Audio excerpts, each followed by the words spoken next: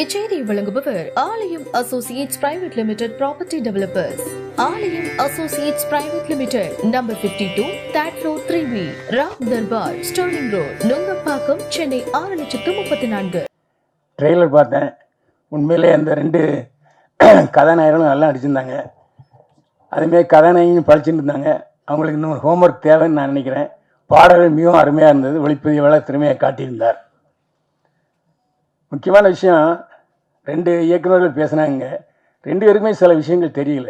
ஏன்னா பத்திரிகைக்காரங்கிறதுனால நான் ஒரு விஷயத்தை சொல்கிறேன். இதே பக்கத்தில் இருக்க கமலா தியேட்டரில் 100 ரூபாய்க்கு டிக்கெட் போடுறாங்க. ஒரு நாள் புறம் போடுறாங்க.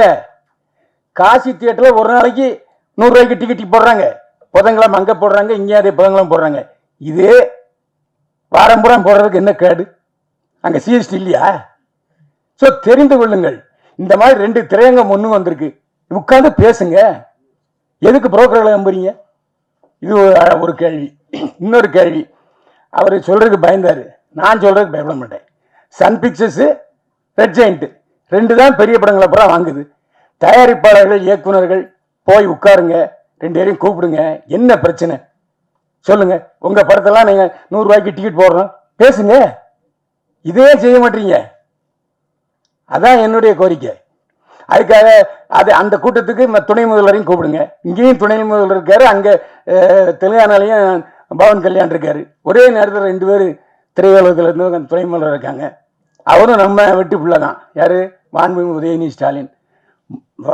துணை முதல்வரையும் கூப்பிட்டுங்க, ரெட் ஜெயண்ட்டையும் கூப்பிடுங்க, சன் பிக்சர்ஸையும் கூப்பிடுங்க, இயக்குநர்களையும் கூப்பிடுங்க, தயாரிப்பாளையும் கூப்பிடுங்க. உட்கார்ந்து பேசுங்க. ஒரு 3 நாளில் தீர்வு வருதா இல்லையான்னு பாருங்க. 3 நாளில் தீர்வு வந்துடும். இங்க என்ன நீங்களே சண்டை போட்டுறீங்க. நான் ஸ்ட்ரைக்கு அனௌன்ஸ் பண்றேன், ஆகஸ்ட் 15 மேல எதுவும் இப்படித்தான் பேசுறீங்களே தவிர வேலை நிறுத்தம். அதான் சூப்பர் ஸ்டார் ரஜினிகாந்த் சொன்னார், எதுக்கு வேலை நிறுத்தம்? நான் நிறுத்தம் செய்ய மாட்டேன். வேலை நிறுத்தம் முடிச்சாரா இல்லையா ரஜினி? வேலை நிறுத்தங்கிற பேச்சே இங்க வேண்டியது இல்லை. படம் எடுக்க எல்லாரும் ரெடியா இருக்காங்க. நீங்க பேச்சுவார்த்தைக்கு தயாரா? என்னுடைய கேள்வி. ஏன்னா நீங்கள்லாம் மேலோட்டமாக பேசுறீங்க. நான் டிஸ்ட்ரிபியூட்டர்ஸ்கிட்ட பேசுகிறேன், தியேட்டருக்காரங்கிட்ட பேசுகிறேன், தயாரிப்பாளர்கிட்ட பேசுகிறேன், நடிகர்கள்ட்டையும் பேசுகிறேன். நடிகர்களாக சம்பளத்தை வைக்கிறாங்க? நீங்கள் தானே சம்பளத்தை வைக்கிறீங்க. நான் பல நடிகர்கள்ட்ட பேசிட்டேன். நாங்கள் வைத்தவே இல்லை. நீங்கள் இப்போ கூட ரஜினிகாந்த் சொன்னார், நான் 35 லட்ச ரூபா சம்பளம் வாங்கிட்டு இருந்தேன். பிரியா படத்துக்கு தயாரிப்பாளர் கதையோசனை எடுத்த பஞ்சரசன் தான் சொன்னார், யோ என்னையா நீ, உனக்கு விவரம் தெரியாமல் நீ 35 வாங்கிட்டு இருக்க, 1,10,000 சம்பளையா? அவர் வாங்கிட்டு இருந்தது 35,000 வாங்கிட்டு இருந்திருக்காரு. 1 லட்ச ரூபா கொடுத்தாரு முதல்ல பிரியா. இது ரஜினிகாந்தே சொல்றாரு. அப்போ நீங்க தான் சம்பளத்தை ஏத்துறீங்க. போட்டி போட்டு 4 பேர் போறீங்க, ஏத்துறாங்க. டிமாண்ட் இருக்கும்போது விற்கதானே செய்வாங்க. அதுக்கே நடிகர்களை குறை சொல்றீங்க. இந்த 2 பேர் சிம்புவும் தனுஷும் பேச்சு வார்த்தைக்கு படம் தயாரிக்கிறாங்களா இல்லையா? எந்த பிரச்சனையும் பேச்சுவார்த்தையெல்லாம் தீர்க்க முடியுமா தவிர இதுல இருந்து நான் ஸ்ட்ரைக் பண்ண போறேன், அது பண்ண போறேன்னு சொன்னா சொல்லாதீங்க.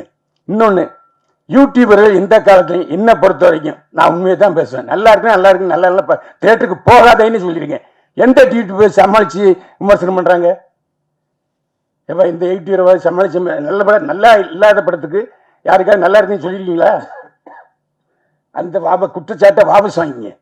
நீங்க நடிச்ச படமே வெளிவரல, அதுவும் எங்களுக்கு தெரியும். ஆனா இப்பதான் நான் முகம் காட்டுறேன்னு சொல்றீங்க. நாங்களாம் இருக்கோம் யா. நீங்க கதாநாயகன் நடிச்ச படம் வந்துச்சா? யார்கிட்ட கதை விடுறீங்க? இதெல்லாம் ஏன்ட்ட வேண்டாம். என்ன பண்ண, நான் இன்னைக்கு எனக்கு 73 வயசாச்சு. 52 வயசை இதுலயே தான் கழிச்சிருக்கேன். இதுல வேற ஜெயலலிதாவோட பயணிச்சிருக்கேன், எம்ஜிஆரோட பயணிச்சிருக்கேன்.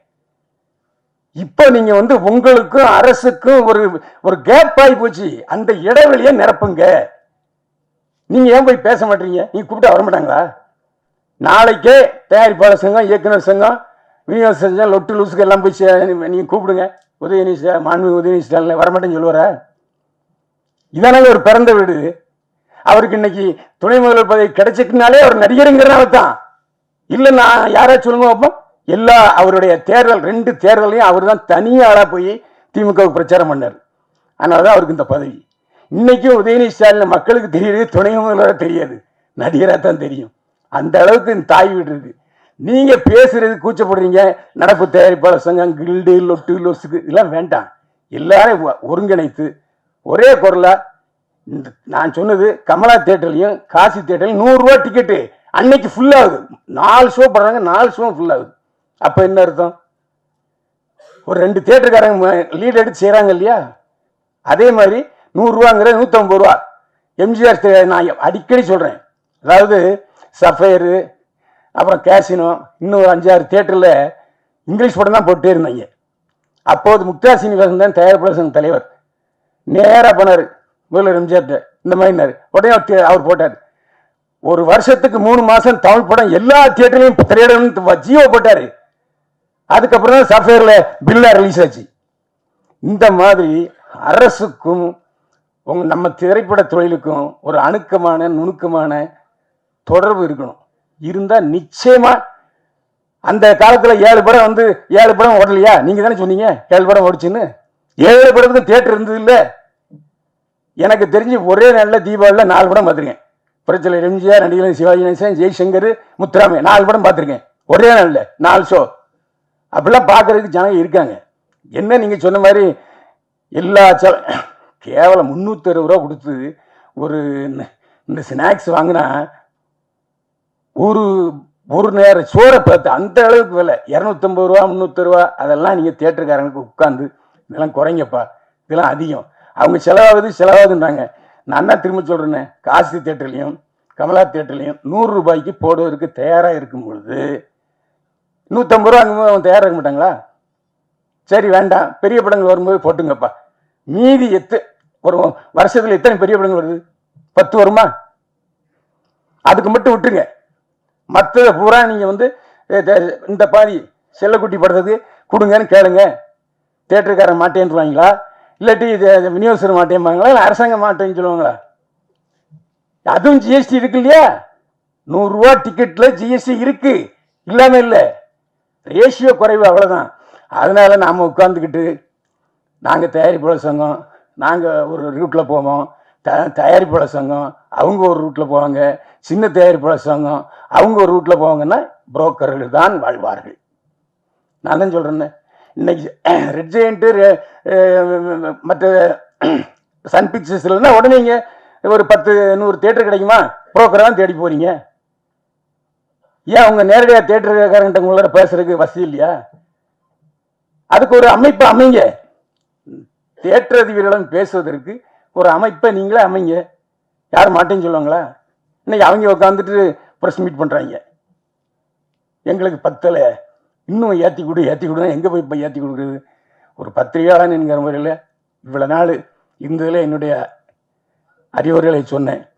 ஏன்னா என்ன காரணம்னா, சில விஷயங்கள் தெரியாமல் இருக்காங்க. இந்த பேரரசுக்கும் சரி, உதயகுமாருக்கும் சரி, இந்த நான் இப்போ 2 தேட்டரில் 100 ரூபாய்க்கு போடுறது தெரியுமான்னா தெரியாது. அதுக்கு தான் பத்திரிகையாரன் தேவை. ஏன்னா எல்லா இடத்துலையும் மேயரை வந்து யாருன்னா பத்திரிகையாரன் தான். ஆனால் நீங்கள் என்னடா யூடியூப்காரங்க நல்லா இல்லாத படத்துக்கு கூட நல்லா இருக்குன்னு சொன்னான்னு சொல்கிறீங்க. அது நல்லது தானே இது? எப்போ நான் ஒருத்தன் இருக்கேன், ஒரு படத்தை கிளி தொங்க விட்டுருவேன். இன்னும் ஒரு 4 பேர் போயிருக்காங்க, பார்த்தோன்னே அண்ணே வணக்கண்ணே பார்த்துண்ணே அப்படிம்பாங்க. அப்படிப்பட்ட சூழ்நிலை யூடியூபர்கள் இன்னைக்கு எல்லா படத்தையும் பாராட்டி எழுதுறாங்கன்னா உற்சாகப்படுத்துங்க. நீ ஏன் நல்ல படத்துக்கு இல்லை ஒரு தடவை பார்க்கலாம்னு சொல்லிட்டு அந்த விமர்சனத்தை வைக்காதீங்க. தயவு செஞ்சு பத்திரிகைக்காரங்க எல்லாருக்கும் தெரியும் எப்படி விமர்சனம் எழுதுறது, எப்படி விளம்பரம் வாங்குறது, எப்படி ப்ராஜெக்ட் பண்ணுறதுன்னு தெரியும். அதனால் நீங்கள் தயவு செஞ்சு உங்கள் சினிமாவில் நல்ல படம் எடுங்க. ஓடுற படம் ஓடாத படம் 2 தானே. இன்னைக்கு ஓடிடிங்கிற ஒரு தளம் இருக்குது. அந்த ஓடிடி தளத்தில் பேசுங்க. ஓடிடி தளம் 4 தளம் இருக்கு இல்லையா, அவங்ககிட்ட பேசுங்க. முன்னாலேயாச்சும் சென்னை தமிழ்நாடு ரிலீஸு இல்லைன்னா சிலோன் ரிலீஸு. சிலோன் தான் விற்பனை, அவ்வளோ விற்பனை. எம்ஜிஆர் படம் சிவாஜி படமும் சிலோன் தான் 100 நாள் ஓடும். ஓடிடி தளம் இப்போ திடீர்னு ஸ்ட்ரைக் பண்ணுறான், மாட்டேங்கிறான், அவன் சிவப்பு கொடி காமிச்சிட்டான். ஸோ அவங்கள கூப்பிட்டு உட்கார வச்சு என்ன அவங்க பிரச்சனை, சின்ன படங்கள் வாங்குங்க, பேசுங்க. அதுதானே உங்களுக்கு நன்மையை பயக்கும். வியாபார ஸ்தலங்கள் இப்போ சினிமா தியேட்டரில் ஒரு வாரம், இப்போ எதுக்கு சினிமா தியேட்டரில் வந்து திடீர்னு 3 நாள் சக்ஸஸ் மீட் வைக்கிறாங்க தெரியுமா? ஓடுற படத்துக்கும் சரி ஓடாத படத்துக்கும் சரி 3 நாள் சக்ஸஸ் மீட். என்ன காரணம்னா ஓடிடி பிரச்சனை இருக்கு. ஓடிடியில் அந்த தளத்தில் இந்த சக்ஸஸ் மீட் வச்சா தான் நிறைய பப்ளிசிட்டி ஆகுதுங்கிறனால தான். இதெல்லாம் தயவு செஞ்சு நீங்கள் அதை யோசிச்சு முடிவெடுங்க. நன்றி, வணக்கம்.